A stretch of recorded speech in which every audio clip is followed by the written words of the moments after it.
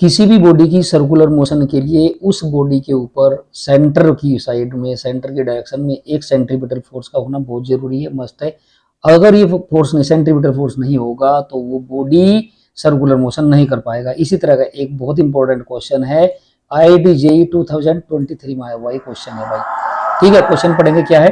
Two particles of equal mass m move in circle of radius r। दो particle हैं जो equal मास के हैं और एक सर्कल के ऊपर जो रेडियस r का है मूव करते हैं under the action of their mutual gravitation attraction. जो उनके ऊपर जो फोर्स है केवल उनका ग्रेविटेशनल फोर्स लगा हुआ है। The speed of each particle will be.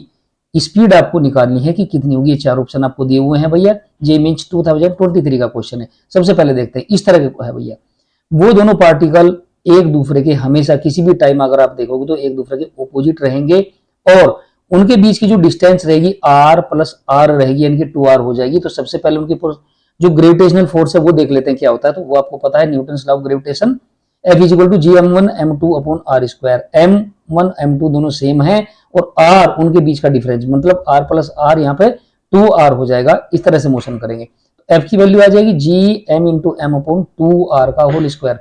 F is equal to हो जाएगा jm square upon 4r square. ये जो फोर्स है, अब किसी भी बॉल के ऊपर अगर आप कंसीडर करेंगे, किसी भी बॉल को, किसी भी पार्टिकल को कंसीडर करोगे तो उसके ऊपर जो सेंट्रीपिटल फोर्स लगने वाला है, जो उसकी सर्कुलर मोशन को कैरी आउट करेगा, तो वो रहेगा आपका F is equal to M V square upon r। आपको अच्छी तरह पता है। और यही force, since this force comes from the gravitational force, ये जो फोर्स है आपका, ये ग्रेविटेशनल फोर्स से ही उसको मिलता है। इसका मतलब ये कि ये फोर्स ग्रेविटेशनल फोर्स के इक्वल होगा। इसका मतलब इस फोर्स को मैं ग्रेविटेशनल फोर्स के इक्वल रख दूंगा।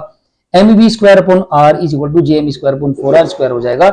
यहां से r से कैंसिल हो जाएगा, एम स्क्वायर से m कैंसिल होगा, तो v इज इक्वल टू आपका आ जाएगा under root G M upon 4r। इसका मतलब आपका जो ऑप्शन रहेगा वो रहेगा ऑप्शन नंबर 4। ठीक है भाई। तो इस तरह के क्वेश्चन देखने के लिए फिजिक्स की पढ़ाई अगर आप कर रहे हो, जेई की तैयारी कर रहे हो या नीट की तैयारी कर रहे हो, तो आप चैनल को सब्सक्राइब कर सकते हैं, शेयर कर सकते हैं और लाइक कर सकते हैं। Thank you very much.